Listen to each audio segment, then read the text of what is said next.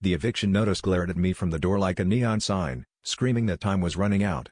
My heart raced as I felt the weight of reality crash over me. All the excuses I had made about my art being just a hobby dissolved in an instant. This was it, my moment of reckoning.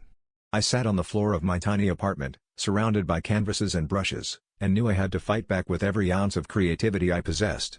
This wasn't just about surviving, it was about transforming my passion into something that could sustain me. My art was no longer a luxury, it was my lifeline. That night, I painted until the first light of dawn crept through the window. Each stroke of the brush was a rebellion against the despair tugging at my spirit. I poured every emotion into my work, fear, hope, determination, until the canvases seemed to pulse with life. I shared my journey on TikTok, not with the polished perfection of a practiced influencer, but with raw authenticity. I showed my struggles, my progress, my vulnerable moments, and, most importantly, my unwavering belief that I could change my fate.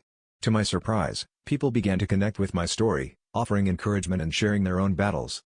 As the weeks passed, my small community of followers grew, each comment and like providing a lifeline in its own right. I started selling pieces online, and with every sale, the shadow of eviction receded a little further. My art became more than just a means of survival, it became a symbol of resilience and the power of embracing one's true calling. I learned that perseverance and authenticity could turn the tide, that vulnerability could be a strength. It wasn't just art that was flourishing, it was a newfound confidence that whatever life threw my way, I could face it head-on. The eviction notice never led to an eviction, but rather to a transformation. In turning my art from a hobby into a lifeline, I discovered that the greatest masterpieces are often born from the toughest battles. The lesson was clear: when faced with adversity, our passions can be the bridge from despair to triumph. It was a journey not just of survival but of self-discovery, reminding me, and everyone watching, that sometimes, the darkest moments can lead to the brightest outcomes.